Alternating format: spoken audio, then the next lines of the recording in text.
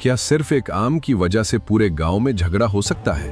और क्या बिना किसी को सजा दिए इंसाफ किया जा सकता है? विजयनगर के दरबार में एक दिन ऐसा ही अजीब मामला आया, जिसे सुलझाने के लिए राजा कृष्णदेव राय ने अपने सबसे होशियार मंत्री तेनाली रामन को बुलाया। जो फैसला हुआ उसने सबको हैरान भी कर दिया और हंसा भी दिया।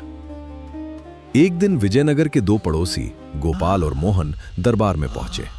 दोनों जोर जोर से बहस कर रहे थे।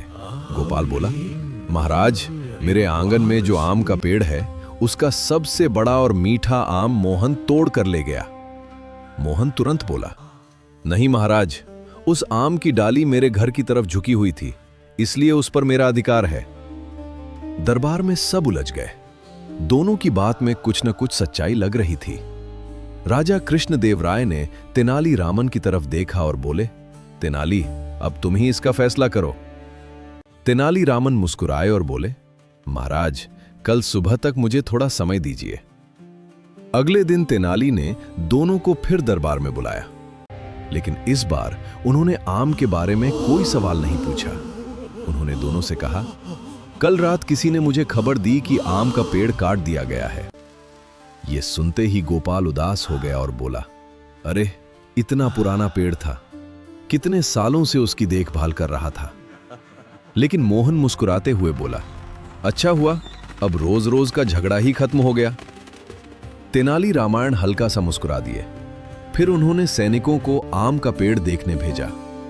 पेड़ बिल्कुल सुरक्षित था। दरबार में सब लोग हैरान रह गए। तेनाली बोले, महाराज, असली मालिक वही होता है जिसे पेड़ की फिक्र हो। गोपाल को पेड़ की चिंता हुई, जबकि मोहन को सिर्फ आम की। सब लोग समझ गए कि सच्चा मालिक कौन है। लेकिन तेनाली यही नहीं रुके। उन्होंने मोहन से पूछा, तुम्हें आम इतना पसंद था?